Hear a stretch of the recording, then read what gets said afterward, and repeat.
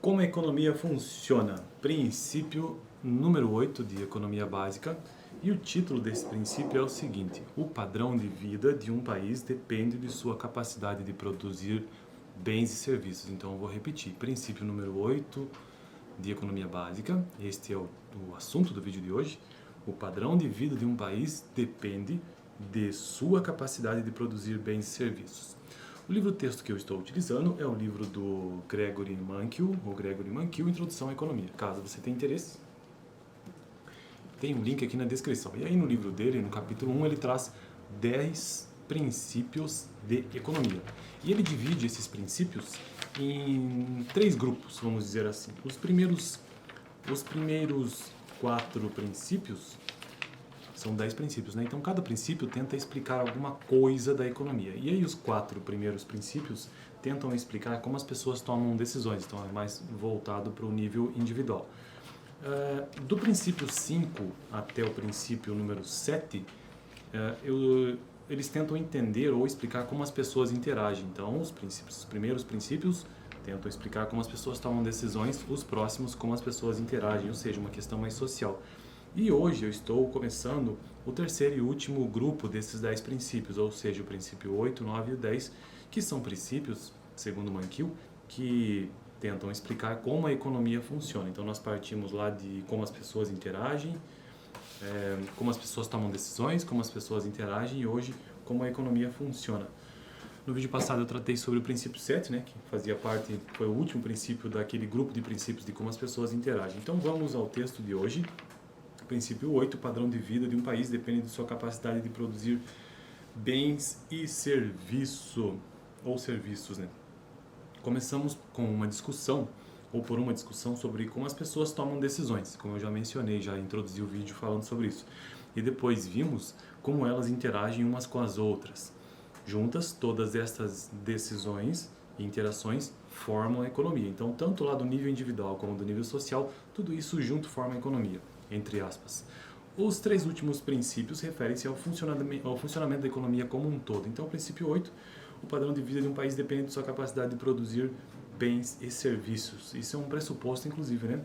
Em todo o mundo, as diferenças de padrão de vida são assustadoras. Então, essa é a primeira sentença que ele coloca no texto.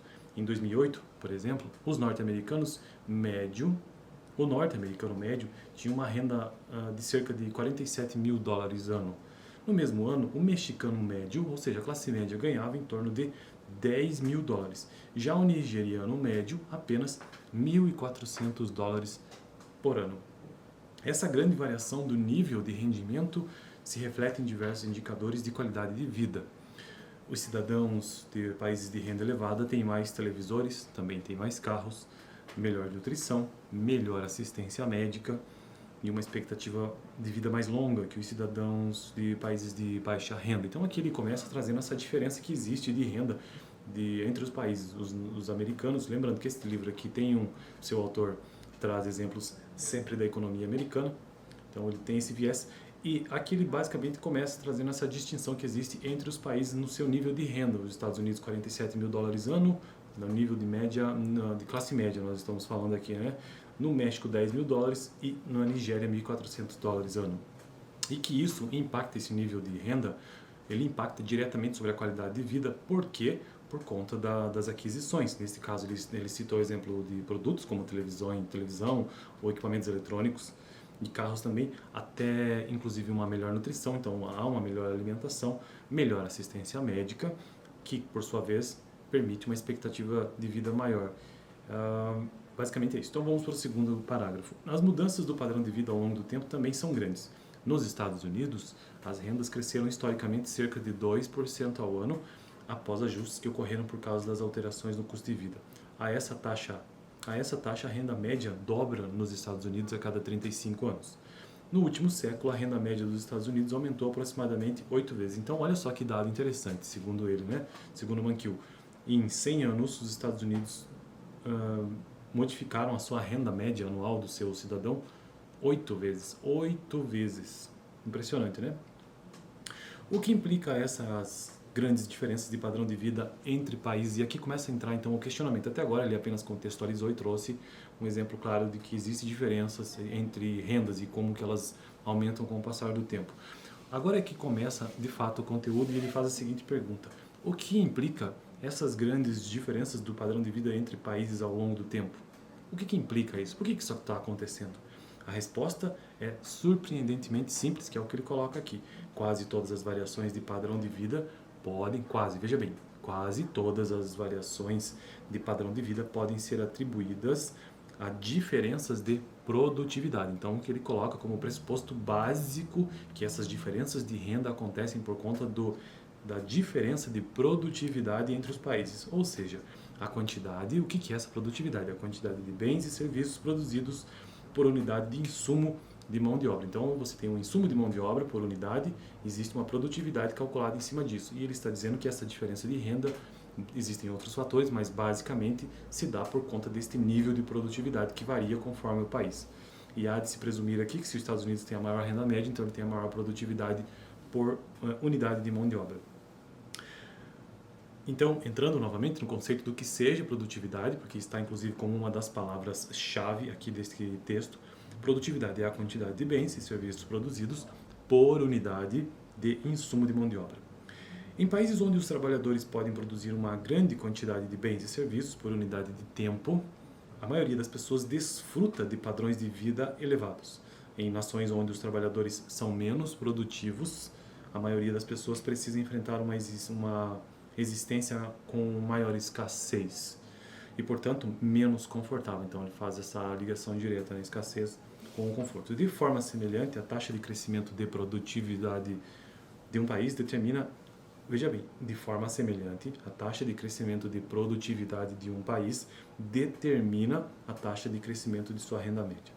A relação fundamental entre produtividade e padrões de vida é simples, mas suas implicações são profundas. Se a produtividade é o determinante principal do padrão de vida, veja, tem uma condicional, se a produtividade é o determinante principal do padrão de vida, outras implicações devem ser de importância secundária, então é o que ele coloca. Por exemplo, poderia ser tentador acreditar aos sindicatos de trabalhadores ou às leis de salário mínimo, lembrando, estamos falando de um contexto norte-americano, a elevação do padrão de vida dos trabalhadores norte-americanos durante o século passado. Então, o que ele está tentando, já de início, inclusive até desacreditar, é que esta relação da ideia, né, das leis de salário mínimo nos Estados Unidos, ou mesmo os sindicatos dos trabalhadores, ele está nos dizendo aqui que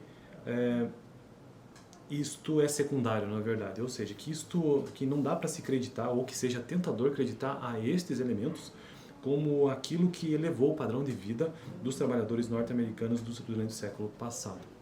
Então ele está dizendo que é errado fazer esse tipo de crédito. Mas a verdadeira heroína dos trabalhadores norte-americanos é sua produtividade crescente, e não as leis de salário mínimo ou então os sindicatos dos trabalhadores. Vejamos outro exemplo. Alguns especialistas afirmaram que a competição crescente do Japão e de outros países, veja bem, a competição crescente do Japão e de outros países explica o lento crescimento da renda nos Estados Unidos nas décadas de 1970 e 80. Mas, na verdade, o vilão não era a competição internacional, e sim o menor crescimento da produtividade do país. Uma vez que a produtividade caiu, então isso impactou a renda e, por sua vez, a economia. Por fim, o último parágrafo deste texto de hoje, a relação entre produtividade e o padrão de vida, que é todo o contexto desse vídeo. Hoje nós estamos discutindo a relação entre produtividade e padrão de vida como parte do princípio número 8 da economia, né? Então, a relação entre produtividade e padrão de vida também traz implicações profundas para a política pública. Isso impacta, então, lá na macroeconomia. Quando se pensa sobre como alguma política afetará os padrões de vida, a questão-chave é como ela afetará a nossa capacidade de produzir bens e serviços. Então, é interessante de se imaginar aqui, de se pensar que políticas públicas, quando se pensa nessa relação produtividade e padrão de vida, tem que se observar o quanto que desta política pública ela vai impactar na capacidade de uma economia nacional em produzir bens e serviços. É interessante, né, até pensar no contexto brasileiro sobre isso.